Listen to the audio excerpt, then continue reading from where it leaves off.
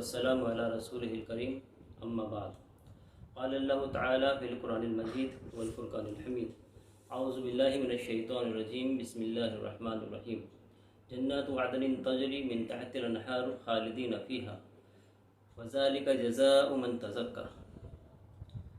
बिरादरान इस्लाम और अज़ीज़ रफ़क़ा,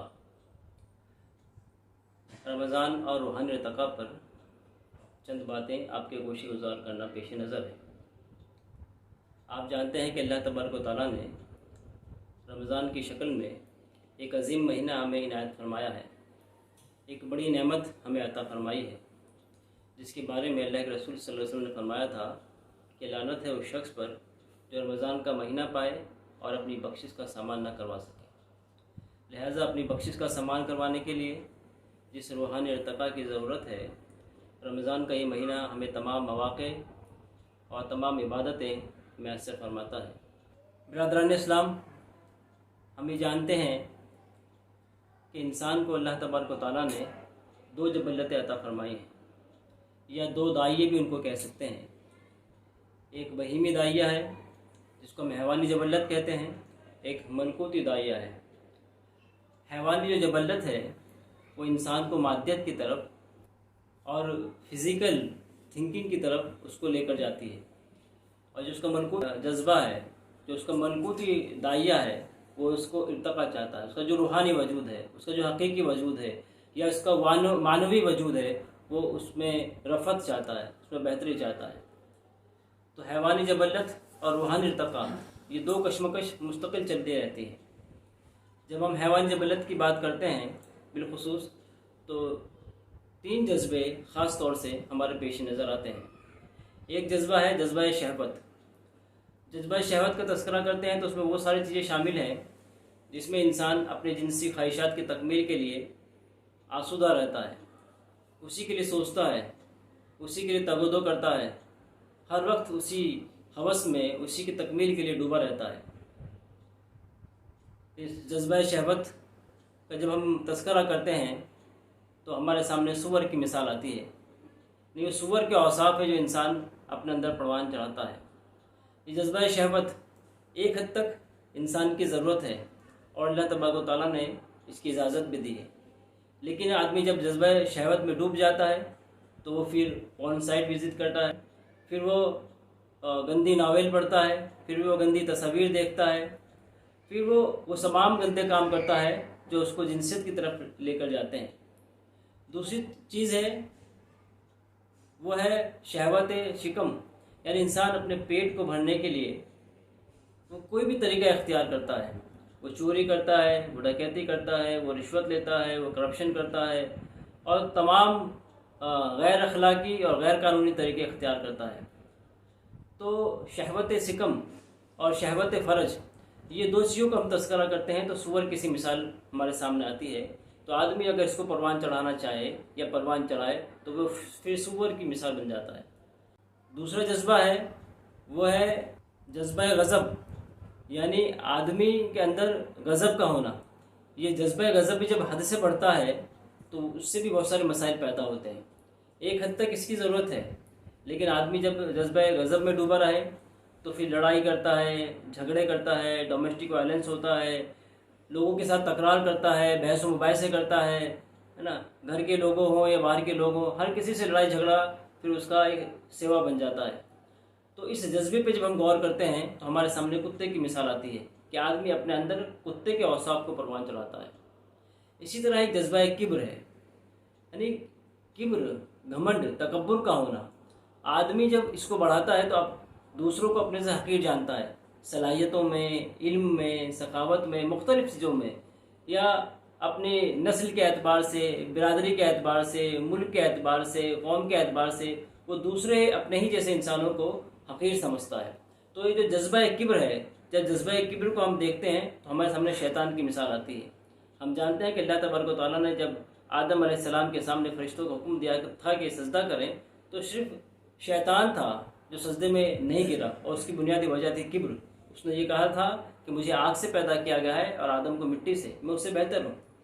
तो वे तीन जज्बे हैं, यानी जज्बा शहवत, जज्बा गज़ब, जज्बा किब्र। एक کتے کی مثال ہمارے سامنے آئی، ایک سور کی مثال ہمارے سامنے آئی، ایک شیطان کی مثال ہمارے سامنے آئی۔ یہ تینوں جذبات کو ہم دیکھتے ہیں کہ رمضان جو ہے وہ کنٹرول کرنا سکھاتا ہے، اس کو کچلنا نہیں سکھاتا۔ ہم جانتے ہیں اسلام کے اندر روحانیت نہیں ہے۔ ایک مرتبہ چند صحابی، چند لوگ اللہ کے رسول صلی اللہ علیہ وسلم کے پاس آئے، انہوں نے نبی کریم صلی اللہ علیہ وسلم کی حالات معلوم کیے، تو ان کو محسوس ہوا کہ آپ صلی اللہ علیہ وسلم تو اللہ کے رسول ہیں، بخشے بخشائے ہیں، تو ان کے لیے کافی ہے۔ ایک نے کہا کہ میں کبھی سوؤں گا نہیں، ہمیشہ پوری رات قیام کروں گا۔ ایک نے کہا کہ میں ہمیشہ روزے رکھوں گا۔ ایک نے کہا کہ میں کبھی شادی نہیں کروں گا۔ ان کا خیال یہ تھا کہ یہ سب وہ طریقے ہیں جس کے ذریعے سے ہم اللہ تعالیٰ کی قربت اور معرفت حاصل کر سکیں گے اور اپنا تزکیہ اور تربیت کر سکیں گے۔ لیکن جب نبی کریم صلی اللہ علیہ وسلم تک یہ بات پہنچی تو آپ نے کہا کہ مجھے کیا ہو گیا ہے کہ میں ایسی باتیں سن رہا ہوں؟ مجھے دیکھو کہ میں رات کو قیام بھی کرتا ہوں، سوتا بھی ہوں، میں روزے رکھتا بھی ہوں، چھوڑتا بھی ہوں، اور میں شادی بھی کرتا ہوں، اور جو میرے طریقے پہ نہیں وہ ہم میں سے نہیں۔ تو معلوم یہ ہوا کہ اسلام ہم کو روحانیت نہیں سکھاتا، یہ جو جذبات ہیں، فطری جذبات ہیں، ان پر قابو کرنا سکھاتا ہے، ان پر کنٹرول کرنا سکھاتا ہے، اور رمضان ہمیں ان تینوں چیزوں سے روک دیتا ہے۔ آپ دیکھتے ہیں کہ سحری کا وقت ختم ہوتا ہے تب سے لے کر اور سورج غروب ہوتا ہے تب تک اللہ تبارک و تعالیٰ ہمیں کھانے سے، پینے سے اور شہوت کی تکمیل سے ہمیں روک دیتا ہے۔ یہ روکنا جو عام دنوں میں ہمارے لیے حلال ہوتی ہے، رمضان کے اس متعین وقت میں روک دینے کا مقصود یہ ہے کہ آدمی ان جذبوں پر کنٹرول کرنا سیکھے اور اپنے روحانی وجود کو، اپنے معنوی وجود کو ارتقا دے۔ دوسرا پہلو یہ ہے کہ انسان کا جو روحانی وجود ہے، اس کا جو حقیقی وجود ہو، اس کو کس طرح سے جلا دے سکتا ہے، اس کو کس طرح سے رفعت دے سکتا ہے، اس کو کس طرح سے بلندی تک پہنچا سکتا ہے، تو اس کے لیے رمضان نے بھرپور انتظام کیا ہے۔ ہم یہ دیکھتے ہیں کہ اللہ تبارک و تعالیٰ نے یہ جو نظام رمضان کی شکل میں ہم کو دیا ہے، اس میں عبادات کے بے شمار طریقے ہم اختیار کر سکتے ہیں۔ ہم اللہ تبارک و تعالیٰ کا خوب ذکر کریں، ہم قرآن مجید کی تلاوت کریں، ہم قرآن مجید کی تلاوت سنیں، اور ہم نمازوں کا اہتمام کریں، ہم نوافل کا اہتمام کریں، ہم شب قدر کا اہتمام کریں، اس کو تلاش کرنے کی کوشش کریں، جستجو کریں۔ یہ مختلف طریقے ہیں۔ ہم یہ کوشش کریں کہ اللہ تبارک و تعالیٰ نے جو ہمارے لیے پوری کائنات کے اندر بہت ساری نشانیاں بکھیر رکھی ہیں، ان پر غور و تدبر کر اللہ تعالیٰ کی معرفت و قربت حاصل کرنے کی کوشش کریں۔ تو یہ مختلف طریقے ہیں، ان طریقوں پر عمل کر ہم اپنے روحانی وجود کو کی ارتقا کر سکتے ہیں، اس کا وکاس اور اس کا ڈیولپمنٹ کر سکتے ہیں۔ دوسری چیز یہ ہے کہ ہم جانتے ہیں بچپن ہی میں ہم کو ایک کلمہ سکھایا جاتا ہے، آمنت باللہ کما ہوا باسمائہ و صفاتہ، کہ اللہ تعالیٰ پر ایمان لایا، میں اس کے جو نام ہیں ان پر اور اس کی جو صفات ہیں۔ تو اللہ پر ایمان لانے کا مطلب یہ ہے کہ اللہ تعالیٰ کی وحدانیت کو قبول کیا جائے، اللہ تعالیٰ کی معرفت حاصل کی جائے، اللہ تعالیٰ کا تقوی دل میں بٹھایا جائے، اور اللہ تعالیٰ کا محسن بندہ بننے کی کوشش کی جائے۔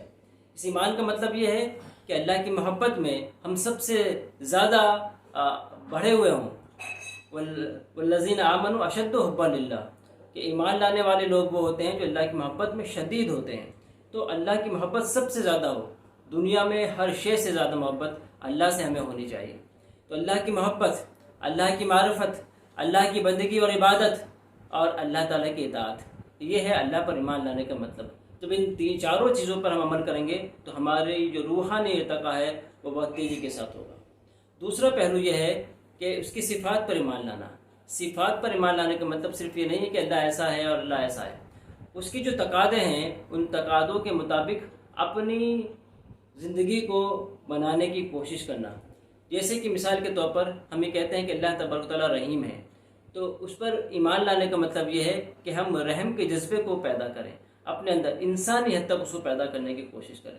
ہم یہ کہتے ہیں کہ اللہ تعالیٰ غفور ہے، تو اس کا مطلب یہ ہے کہ ہم لوگوں کو معاف کرنے والے بنیں، ہے نا، اللہ تعالیٰ سے امید لگانے والے بنیں کہ یقیناً اللہ تعالیٰ ہم کو معاف کرے گا۔ تو اللہ تعالیٰ کی جو صفات ہیں ان صفات پر یقین رکھنے کا مطلب یہ کہ ہم ان اوصاف کو انسانی حد تک اپنے اندر بڑھانے کی کوشش کریں۔ جب ہم یہ کہتے ہیں کہ اللہ تبارک و تعالیٰ متکبر ہے، تو اس کا مطلب یہ ہوتا ہے کہ ہم اپنے اندر عاجزی پیدا کریں، نرمی پیدا کریں، ہم زمین پر بچھ جائیں، ہم سجدہ ریز ہو جائیں، کیونکہ اللہ تبارک و تعالیٰ متکبر ہے۔ پھر کبر کی کوئی صفت ہمارے اندر، ایک حقیر سی اور ایک معمولی سا جذبہ بھی کبر کا ہمارے اندر نہیں ہونا چاہیے۔ جب ہم یہ کہتے ہیں کہ اللہ تبارک تعالیٰ عزیز ہے، اللہ تعالیٰ حاکم ہے، تو اس کا مطلب یہ ہوتا ہے کہ اللہ تعالیٰ نے جو احکامات ہماری اپنی بھلائی کے لیے ہمیں دیے ہیں، ہم ان پر عمل کرنے والے بنے، بلا چوں چرا، دل کی خوشی کے ساتھ ان پر ہم عمل کرنے والے بنے۔ اسی طرح سے ہم جب یہ کہتے ہیں کہ اللہ تعالیٰ عادل ہے، تو اس کا مطلب یہ ہے کہ ہم خود اپنے اندر انصاف کی جو صفات ہیں اس کو پروان چلائیں۔ تو غرض ہے کہ اللہ تعالیٰ کے جو صفاتی نام ہیں ان سب کا اگر ہم مطالعہ کریں، ان پر غور کریں، تو معلوم یہ ہوگا کہ وہ سب کچھ نہ کچھ تقاضے ہم سے کرتے ہیں، اس کے مطابق بننے کی کوشش کریں، تو انشاءاللہ ہمارا روحانی جو ارتقا ہے وہ بہت بہتر انداز میں ہو سکے گا۔ اور رمضان کا یہ مہینہ یہ تمام مواقع ہم کو فراہم کرتا ہے۔ ہم یہ دیکھتے ہیں کہ ایک مثال کے طور پہ اس بات کو سمجھ سکتے ہیں کہ ایک شخص وہ ہے جو جس کی سواری بہت لاغر ہے، بہت کمزور ہے، لیکن خود ہٹا کٹا ہے، خود ایک مضبوط نوجوان ہے۔ ایک شخص وہ ہے جو جس کی سواری بہت مضبوط ہے لیکن خود مفلوج زدہ ہے، بیمار ہے اور کمزور ہے۔ ایک مثال تو اس شخص کی ہے جو اپنے جسمانی تقاضوں پر ہی سارا زور دیتا ہے، اسی میں ڈوبا رہتا ہے اور اپنے روحانی ارتقاء پر اس کی کوئی توجہ نہیں ہوتی۔ اور دوسری مثال اس شخص کی ہے جو صرف اپنے روحانی وجود اور اسی کے ارتقاء کی کوشش کرتا ہے اور اپنے جسمانی تقاضوں کو بھول جاتا ہے۔ تو ضرورت اس بات کی ہے کہ ہم دونوں کے درمیان ایک اعتدال رکھیں۔ اپنی جسمانی جو ہمارا اللہ تعالیٰ نے وجود بخشا ہے اس کے تقاضے بھی پورے کرنا اس لیے ضروری ہے تاکہ ہم روحانی جو ہمارے تقاضے ہیں، جو ہماری روحانی ارتقاء ہے، اس کو ہم ٹھیک سے کر سکیں، کیونکہ ہماری سواری مضبوط ہوگی تو ہم اس سفر جو ہے وہ تیزی سے کر سکیں گے۔ اے طائر لاہوتی، اس رزق سے موت اچھی جس رزق سے آتی ہو پرواز میں کوتاہی۔ وآخر دعوانا الحمدللہ رب العالمین۔